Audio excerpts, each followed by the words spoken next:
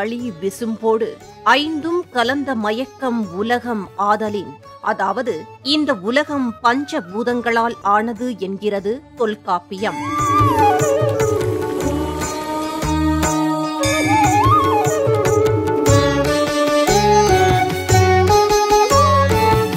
இதனை நன்கு அறிந்த முன்னோர்கள் இயற்கையோடு இயைந்த வாழ்வை பின்பற்றியதோடு மட்டுமல்லாமல் பஞ்சபூதங்களையும் சூரியனில் தொடங்கி கடல்கள், ஆறுகள், மலைகள் என்று இயற்கையையே தெய்வங்களாக வழிபட்டு வந்துள்ளனர்.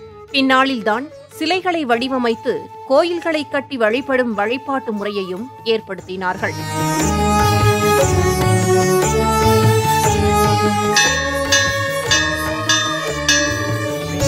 பொதுவாக கோயில்கள் என்றால் 5, 7 மற்றும் 9 நிலை ராஜகோபுரங்கள், பெரிய நுழைவாயில், ஒரே ஒரு கருவறை, சன்னதியை சுற்றி ஏராளமான பரிவார தெய்வங்கள், உள் மற்றும் வெளிப்பிரகாரங்கள், சிற்பங்கள், தூண்கள், 1000 கால் மண்டபங்கள் என்று அளவில் சிறிய அல்லது பெரிய பிரம்மாண்டமான கோயில்களைத்தான் நாம் கண்டு தரிசித்திருப்போம். ஆனால் அதுபோல அல்லாமல் இயற்கையோடு பின்னி பிணைந்த பச்சை பசேலென எழில் சூழ்ந்த வயல் பரப்புகளுக்கும் மரங்கள் நிறைந்த சோலைகளுக்கும் நடுவே அமைதியாக அமைந்துள்ளது ஓர் சக்திமிக்க ஆலயம்.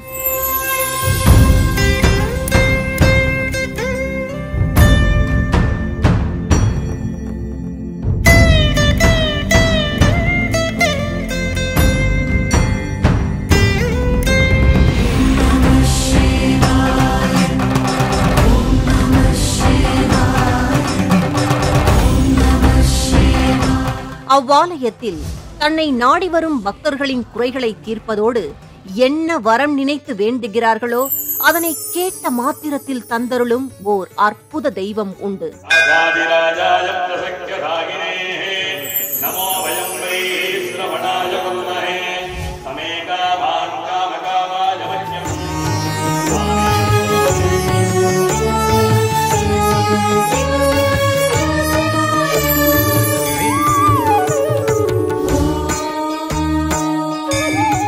இங்கே அத்தகைய வித்தியாசமான ஓர் கோயிலைத்தான் இன்றைய மனம் தேடும் ஆலயம் நிகழ்ச்சியில் காண இருக்கின்றோம். வாருங்கள், கண்டு தரிசிக்கலாம்.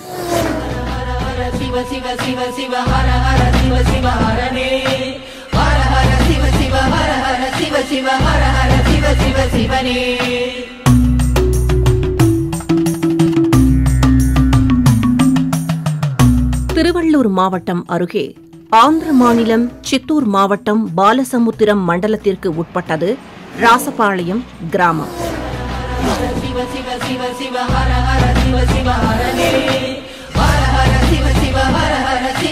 நீர்வளம், நிலவளம் மிக்க இந்த கிராமம் நகர நெரிசலில் இருந்து விடுபட்டு அமைதியான இயற்கை சூழலில் ரம்யமாக அமைந்துள்ளது.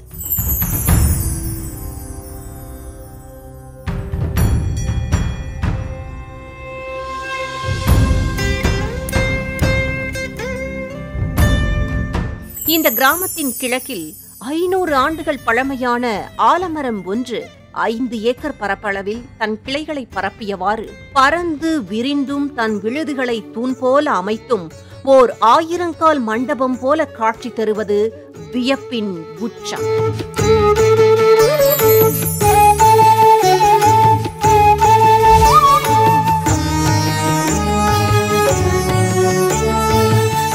இதனிடையில் அமைந்து அருள் பாலிக்கிறார் ஆற்றல் மிகுந்த ஸ்ரீ பாலகுருநாதீஸ்வரர் என்னும் அற்புத தெய்வம்.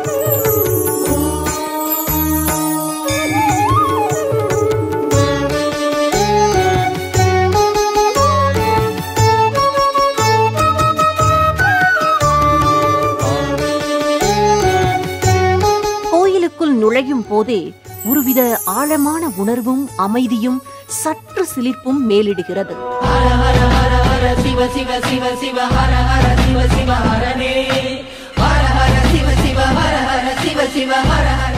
பொதுவாக முழுமுதற் கடவுளான கணபதி வழிபாட்டினால் காரிய தடைகள் தீரும், நினைத்தவை நிறைவேறும். சுப்பிரமணியர் வழிபாட்டினால் வழக்குகளில் வெற்றி, எதிரிகள் தொல்லை தீரும், ஞானம் கிடைக்கும். பிரம்மாவை வழிபடுவதால் தலைவிதி நல்லதாக மாறும், ஜாதக தோஷங்கள் அனைத்தும் தீர்ந்து மனமகிழ்ச்சி உண்டாகும்.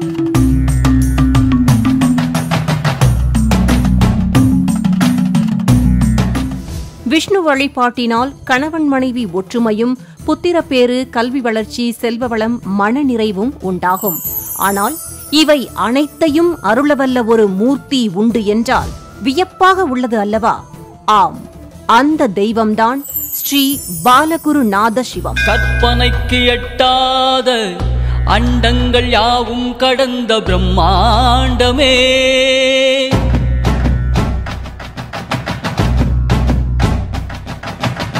கற்பனைக்கு எட்டாத அண்டங்கள் யாவும் கடந்த பிரம்மாண்டமே, அறிவு அறியாத. இங்கே கோயில் கொண்டுள்ள பாலகுருநாதீஸ்வர சுவாமி தனது குடும்ப தேவதைகளுடன் ஒரே ரூபமாக இருப்பது மிகப்பெரிய விசேஷமாகும். உயிர்கள் உய்ந்திட உறவு கொண்டிட இறங்கியே வந்த உருவமே, எல்லையில்லாத கருணை வடிவமே. பாலகுருநாதீஸ்வர சுவாமி வழிபாட்டினால் நோய் தீரும், பேச்சு நன்றாக அமையும், கல்வி கேள்விகளில் சிறக்கலாம், இசை, ஞானம் பெறுதல், திருமண பேறு, மணவாழ்க்கையில் ஒற்றுமை, நவக்கிரக தோஷம் தீருதல், கால சர்ப்ப தோஷம் உள்ளிட்ட நாகதோஷங்கள் தீருதல், நீண்ட ஆயுள், போக வாழ்வு, ராஜ்ய மேன்மை, பதவி உயர்வுகள், அரசாங்க நன்மைகள் என பலதரப்பட்ட நன்மைகளும் கிடைக்கும் என்கிறார்கள் பாலகுருநாதீஸ்வர சுவாமியினால் அருள் பெற்ற பக்தர்கள்.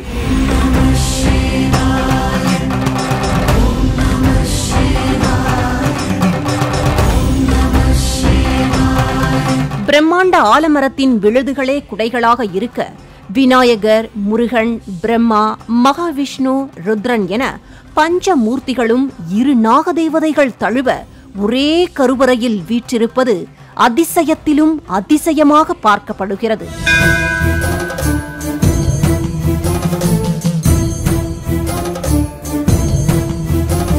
கோயில் வளாகத்திற்கென மட்டும் சுற்றுச்சுவர் எழுப்பப்பட்டுள்ளது குறிப்பிடத்தக்கது.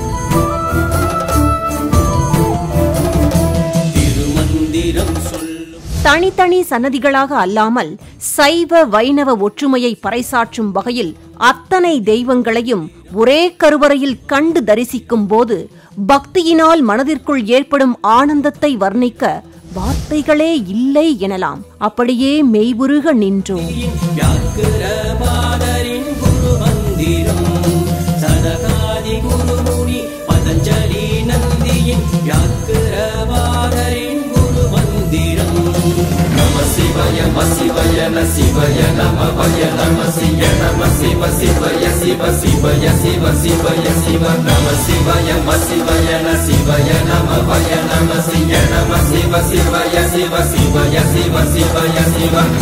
பொதுவாக ஒவ்வொரு சுவாமிக்கும் ஒவ்வொரு விதமான அபிஷேகம் நடைபெறும். இந்த அபிஷேகத்தை கண்டு தரிசித்தாலே பிரச்சனைகள் நிவர்த்தியாகும் என்பது ஐதீகம்.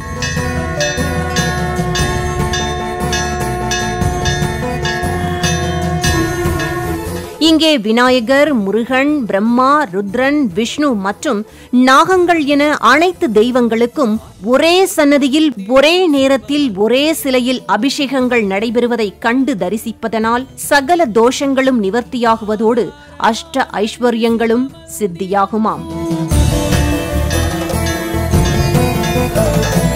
ஆற்றலை தந்திடும் சிவமந்திரம், ஆதாரமானது சிவமந்திரம். கோயில்களில் உள்ள தலவிருட்சங்களில் ஆலமரத்தை மும்மூர்த்திகளின் வடிவாக வணங்குவது வழக்கம். அதாவது ஆலமரத்தின் வேராக பிரம்மாவும், நடுத்தண்டாக விஷ்ணுவும், கிளைகளாக மேற்பகுதியில் சிவனும் திகழ்வதாக ஐதீகம். அப்படி இருக்க இங்கே ஆலமரத்தில் மட்டுமல்ல, கருவறையிலும் பஞ்ச மூர்த்திகளாக அருள் பாலிப்பது மிக மிக விசேஷம்.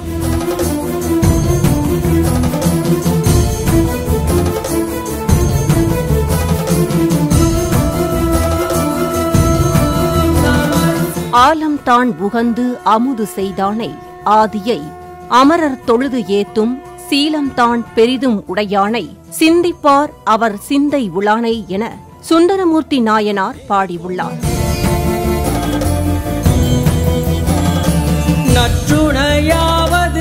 இறைவன் சிவபெருமான் தட்சிணாமூர்த்தியாக ஆலமரத்தின் நிழலில் அமர்ந்தபடிதான் சனகாதி முனிவர்களுக்கு வேதத்தின் பொருளை உபதேசித்தார். மெய்ப்பொருளாவது சிவமந்திரம், பஞ்சாட்சரம் என்னும் சிவமந்திரம்.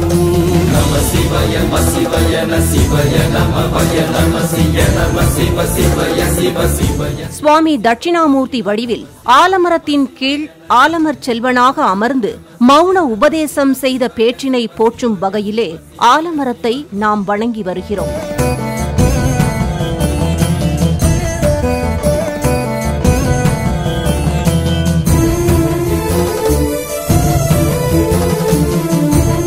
தமிழ்நாட்டில் சில சக்தி வாய்ந்த குறிப்பிட்ட சிவன் கோயில்களில் ஆலமரமே ஸ்தல விருட்சமாக அமைந்துள்ளது. திரு அன்பிலாந்துறை, திருப்பழுவூர், திருவாலம்பொழில், திருவாலங்காடு முதலிய சிவ திருத்தலங்களில் மட்டுமல்லாமல் திருமெய்யம், ஸ்ரீவில்லிபுத்தூர் முதலிய திருமால் கோயில்களிலும் தலவிருட்சமாக ஆலமரமே வணங்கப்படுகிறது.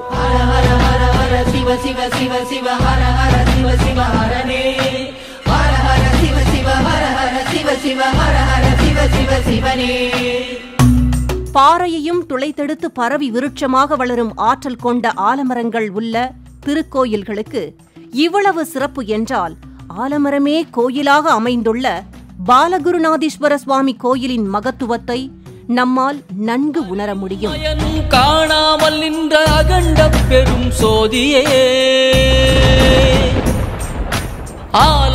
குறிப்பாக மகம் நட்சத்திரக்காரர்களுக்குரிய விருட்சமாக கூறப்படும் இந்த ஆலமரம் மகம் நட்சத்திரத்தின் கதிர்வீச்சுகளை உள்வாங்கிக் கொண்டு கெட்ட கதிர்வீச்சுகளில் இருந்து அவர்களை காப்பாற்றி நல்ல கதிர்வீச்சுகளை வெளிப்படுத்தும் ஆற்றல் ஆலமரத்துக்கு உண்டு என்பதால் மகம் நட்சத்திரத்தில் பிறந்தவர்கள் ஆலமரம் வளர்த்து வருவதும் ஆலமரம் ஸ்தலவிருட்சமாக இருக்கும் கோயில்களில் வழிபடுவதாலும் விசேஷமான பலன்களை பெற முடியும் என்கிறார்கள். அதனால் இங்குள்ள ஆலமரத்தையும் சுவாமியையும் சுற்றி 11 முறை வலம் வந்து வேண்டுதல் வைத்தால் அது நிச்சயம் நிறைவேறும் என்கிறார்கள் வரம் பெற்ற பக்தர்கள். அனைவருக்கும் எளிதாய் ஊரெல்லாம் கோயில் கொண்ட லிங்க ரூபனே.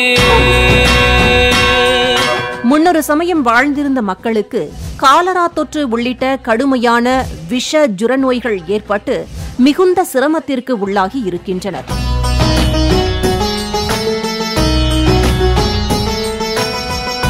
எத்தனையோ மருந்துகள் சாப்பிட்டும் தீராத நோயை எண்ணி மக்கள் மனம் வருந்தி மிகுந்த துன்பம் உற்றனர். அப்போதுதான் இந்த கொடிய நோய்கள் தீர இங்கே உள்ள குடும்ப தேவதைகளான கிராம தெய்வங்களை போற்றி குல வழிபாடு செய்துள்ளனர். புவியை காத்திட பாயும் கங்கையை சடையில் முடித்த மக்களின் நோய்கள் தீர மனமிறங்கி அருளாசி தந்த அந்த கிராம தேவதைகளின் அருளினால் நோய் நீக்கம் பெற்று மக்கள் மகிழ்ச்சியும் நிம்மதியும் பெற்று வாழ்ந்து வந்தனர். தற்போது வரை அது தொன்று தொட்டு விக்கிரக பிம்பமாக வைத்து கங்கா முதலான 9 கன்னி தெய்வங்களாக உருவகப்படுத்தி வழிபாடு செய்யப்பட்டு வருகிறது. கோப பார்வையில் காமனை எரித்து யோக வழி காத்த மகா யோகனே. இதனை நினைவுபடுத்தும் விதமாக திருக்கோயிலின் முகப்பில் கல்யாணி, திரிபுரா, காளிகா, ரோஹிணி, கங்காதேவி, சண்டிகா, சாம்பவி, துர்கா, சுபத்ரா தேவிகள் பிரதிஷ்டை செய்யப்பட்டும் வணங்கப்பட்டு வருகின்றனர்.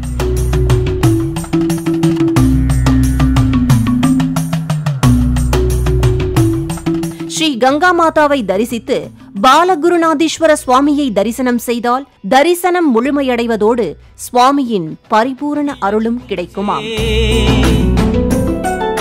வியக்கும் செயலை செய்து செயலுடன் தொடர்பில்லாத பெருமையனே. அதே போல கோயிலின் வெளிப்பிரகாரத்தில் நவக்கிரகங்களுக்கு தனி சன்னதிகளோ சிலைகளோ இல்லாமல் நவக்கிரகங்களுக்கு உண்டான விருட்சமே நடப்பட்டு வழிபடப்பட்டு வருகிறது. பழமையில் பழமை, புதுமையில் புதுமை என்று மாறாத விகிதனே. அடியார் புறத்தார் அனைவரிடமும் சமநீதி கொண்ட நெறியாரே. உயிரினில் நின்று உணர்வினில் கலந்து நிழலாய் தொடரும் சிவமே. உயிரினில் நின்று உணர்வு. மூலிகைகளில் பஞ்ச பத்திரங்கள் எனப்படும் துளசி, அருகு, வேம்பு, வில்வம், வன்னி ஆகிய இலைகள் முக்கியமானவை. இந்த மூலிகைகள் தெய்வீகமானவை, பூஜைக்கு சிறந்தவை. அற்புத மருத்துவ சக்திகளை கொண்ட இந்த பஞ்ச பத்திரங்களும் நீரில் விடப்படும் பாத்திரம்தான் பஞ்சபாத்திரம் என்றும் அழைக்கப்படுகிறது. இந்த பஞ்சபத்திரத்தில் சிவபெருமானுக்கு உகந்த இலை வில்வம், திருமாலுக்கு உகந்தது துளசி, காளி மாரியம்மனுக்கு வேப்பிலை, விநாயகருக்கு அருகம்புல், பிரம்மனுக்கு அத்தி இலை சிறப்பானது. இன்ப துன்பம் கடந்த ஆனந்த பேரானந்தம் சிவமே, ஜென்ம ஜென்மமாய் மறைந்திருந்தே எம்மை தொடர்ந்த சிவமே. இதனை குறிக்கும் வகையில் கோயில் வெளிப்பிரகாரத்தில் அரசு, வன்னி, அத்தி, வேம்பு, அருகு, தர்பையுடன் பஞ்சபத்திரங்கள் உள்ளிட்ட விருட்சங்களும் தெய்வீக மூலிகைகளும் கோயிலை சுற்றி அமைந்துள்ளன. இதனால் கோயில் வளாகம் முழுவதும் இயற்கையாகவே தெய்வீக மனத்துடன் மூலிகை மனமும் நிரம்பி உள்ளதால் அந்த காற்று பட்டாலே தீராத வியாதிகளும் சர்வதோஷங்களும் விலகிவிடும் என்கிறார்கள் பக்தர்கள். மற்ற விருட்சங்களுடன் இந்த பஞ்சபத்திரங்களையும் ஒரே இடத்தில் காண்பதும் மிக மிக அரிது என்கிறார்கள்.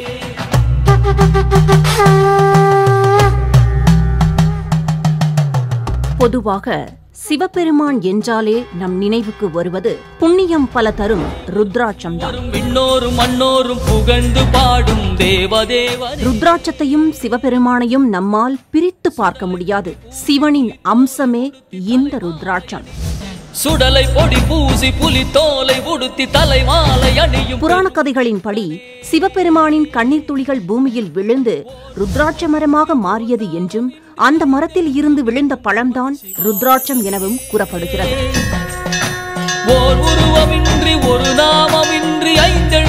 சிவபெருமான் தன்னை பொன்னாபரணங்களால் அலங்கரிக்காமல் ருத்ராட்சம் கொண்டு அலங்கரித்துள்ளார் என்றால் அதன் மகத்துவம் என்ன என்பது நமக்கு தெளிவாகவே புரியும். கருணை சிவமே, தனி பெரும் கருணை சிவமே.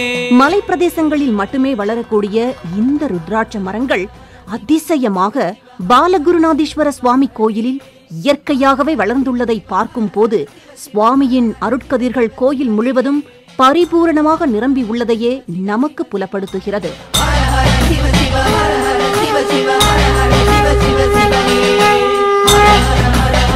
ருத்ராட்ச மரத்தை நேரில் பார்க்கும் போது அதன் காற்று எங்கள் மீது பட்ட போதும் ஒருவித சொல்ல முடியாத உணர்வும் ஈசனையே கண்ட அனுபவம் தான் எங்களுக்கு ஏற்பட்டது. அத்தனை நல்ல நேர்மறை அதிர்வுகள் ருத்ராட்ச மரத்தை சுற்றிலும் பரவி இருந்ததை நன்கு உணர முடிந்தது.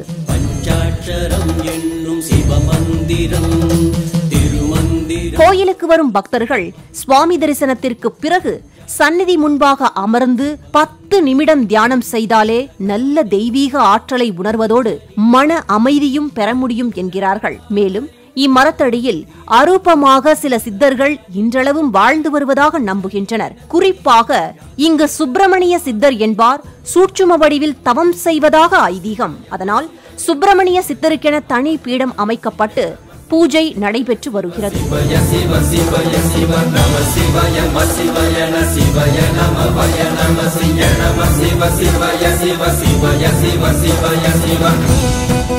ஆலமரத்திலும் அதன் விழுதுகள் மற்றும் வேர்களுக்கு இடையே நரசிம்மர் போன்ற தெய்வ உருவங்கள் இயற்கையாகவே அமைந்துள்ளதையும் அத்தெய்வங்களுக்கும் பூஜை நடைபெறுவதையும் பார்க்கும் போது நம்முள் உண்மையாகவே தெய்வத்தை நேரில் கண்ட அனுபவம் ஏற்படுகிறது.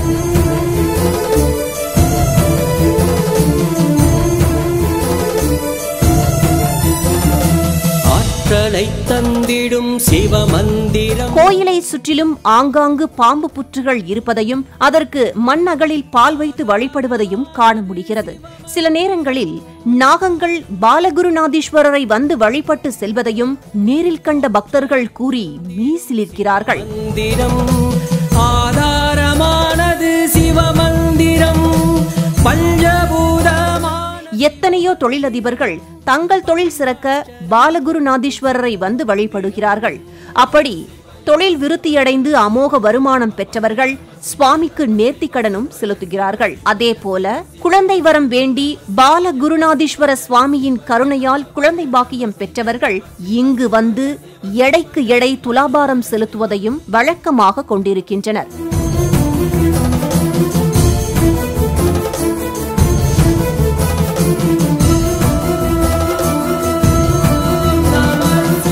பாலகுரு பாலகுருநாதீஸ்வரர் கோயிலில் ஒவ்வொரு தமிழ் மாத பிறப்பின் போதும் சிறப்பு வழிபாடு நடைபெறுகிறது. அதேபோல பௌர்ணமி, அமாவாசை, பிரதோஷம், சோமவாரம், திருக்கார்த்திகை தீப திருநாள், தைப்பொங்கல், விஷு புண்ணிய காலம், அயன புண்ணிய காலம் உள்ளிட்ட விசேஷ நாட்களில் சிறப்பு அபிஷேகங்கள், ஹோமங்கள் மற்றும் பூஜைகள் நடைபெற்று வருகின்றன. மேலும் பௌர்ணமி நாட்களில் பக்தர்கள் கோயிலை சுற்றி கிரிவலம் வந்து பாலகுருநாதீஸ்வர சுவாமியை மனதார வணங்குகின்றனர். நற்றுணையாவது சிவமந்திரம், மெய்ப்பொருளாவது சிவமந்திரம், பஞ்சாட்சரம் என்னும் சிவமந்திரம். வழிபாடுகளில் பௌர்ணமி வழிபாடு மிக மிக விசேஷம். பௌர்ணமியில் விரதம் இருந்து கோயிலுக்கு சென்று சுவாமி தரிசனம் செய்வதும் கிரிவலம் வருவதும் நம்ப முடியாத பலன்களை கொடுக்கும். இதனால் மனத்தெளிவு உண்டாகி சிந்தனை மேலோங்கும், எண்ணம் ஈடேறும். அதேபோல சிவபெருமானுக்கு விருப்பமானதும் வேதங்களில் மிக மிக சக்தி வாய்ந்ததும் என கூறப்படுவதும் தான் ஸ்ரீருத்ரம்.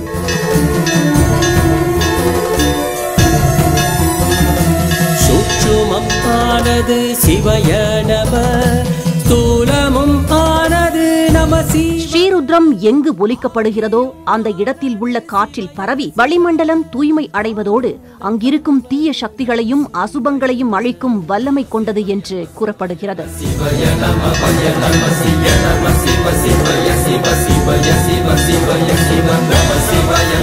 இந்த ஸ்ரீருத்ர மந்திரமானது நம்மை இறைத்தன்மை வாய்ந்த வேறு உலகத்திற்கே அழைத்துச் செல்லும் தன்மை கொண்டது. அப்படிப்பட்ட ஸ்ரீருத்ரத்தை பாலகுருநாதீஸ்வர சுவாமி கோயிலில் மாதந்தோறும் குறிப்பாக பௌர்ணமி நாளில் கைதேர்ந்த சிவாச்சாரியார்கள் ஓத விசேஷ யாகங்களும் சுவாமிக்கு ருத்ராபிஷேகமும் நடைபெறுகிறது. ஏராளமான பக்தர்கள் இந்த பௌர்ணமி வழிபாட்டில் கலந்து கொள்வதோடு கிரிவலம் வந்து வழிபட்டு மிக நல்ல பயன் பெறுகிறார்கள். மேலும் கோயிலில் நடைபெறும் பௌர்ணமி மற்றும் சில விசேஷ வழிபாடுகள் குறித்து சிவாச்சாரியார் கூறியதாவது: இந்த ஆலயத்திற்கு சதுர்த்தி திதியிலும், ஷஷ்டி திதியிலும், ஏகாதசி திதியிலும், திரையோதசி திதியிலும் விசேஷமான பூஜைகள் எல்லாம் நடைபெற்று வருகிறது. சோமவாரம், திரையோதசி என்று சொல்லக்கூடிய பிரதோஷம் மற்றும் பௌர்ணமி, அமாவாசை நாட்களிலே வந்து இந்த பாலகுருநாத சுவாமியை தரிசனம் செய்து இந்த இரண்டாம் பிராகாரத்திலே 11 முறை பிரதட்சிணம் செய்து இந்த ஆலயத்திலே தியானம் செய்தோமேயானால் நாம் எண்ணிய அனைத்து செயல்களிலும் வெற்றி அடையும். மாயெனும் மாதிரை மனதை மயக்கையிலே,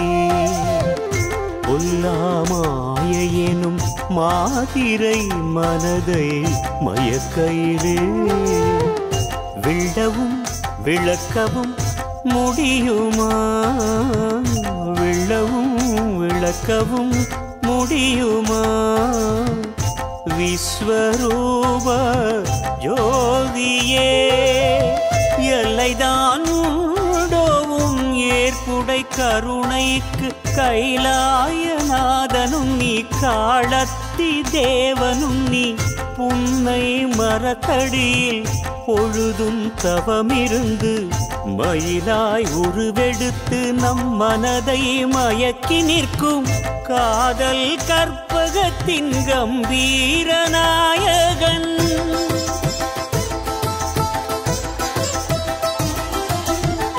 காதல் கற்பகத்தின் கம்பீர நாயகன், கபாலியும் நீயே, கபாலியும் நீயே, எல்லாம் அறிந்த அண்ணாமலையானே, புல்லாய் முளைத்த அடியே சரணம் சரணம்.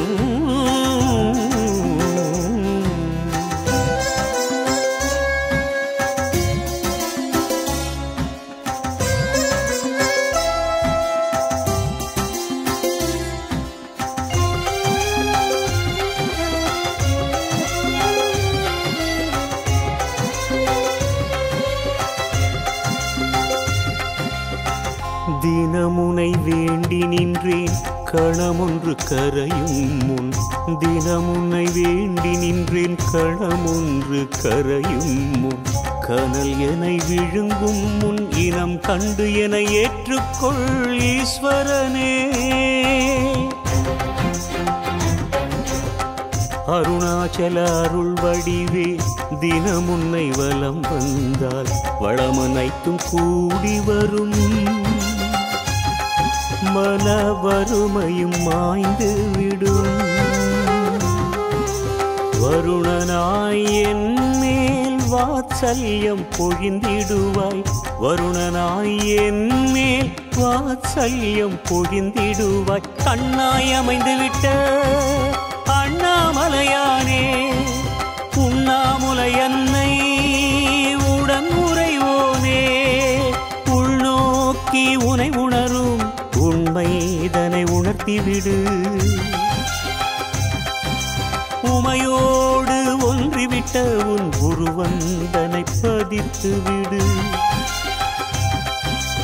ஓதியே உரைத்திடும் உன் நாமம் ஜோதியே என்னுள் உறைந்திட வழி செய். அண்ணாமலையானே, அனைத்தும் நீதானே. அண்ணாமலையானே, அனைத்தும் நீதானே.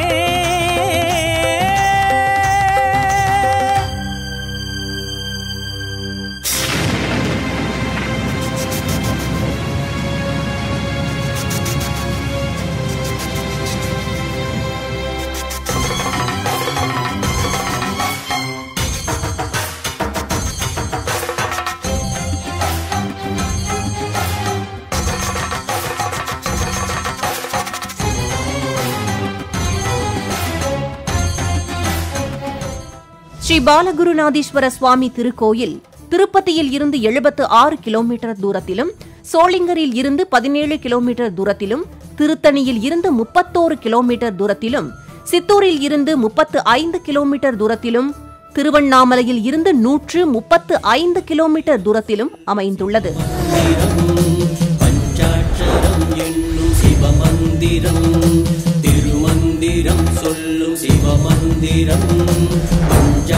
நாம் முன்னரே சொன்னது போல பெரிய பெரிய கோபுரங்கள், நுழைவாயில், தோரணங்கள், பிரகாரங்கள், எண்ணற்ற பரிவார தெய்வங்கள் என்று நாம் எதிர்பார்ப்பது போல கோயில் இல்லாமல் முற்றிலும் இயற்கையான சூழ்நிலையில் அமைந்துள்ள ஸ்ரீ பாலகுருநாதீஸ்வரர் கோயிலின் எல்லையற்ற தெய்வீக சக்தி உயிர்ப்புடன் இருப்பதால் நாம் என்ன நினைத்து கோயிலின் மண்ணை மிதிக்கிறோமோ அது நிச்சயம் நிறைவேறும் என்று நம்பப்படுவதால் ஸ்ரீ பாலகுருநாதீஸ்வரர் கோயிலுக்கு ஒருமுறையேனும் நேரில் சென்று சுவாமியை கண்ணார கண்டு மனதார தரிசித்து நம் பிரார்த்தனைகளை சமர்ப்பிப்போம். அவனருளால் சகல ஐஸ்வர்யங்களையும் பெற்று வளமுடன் வாழ்வோம்.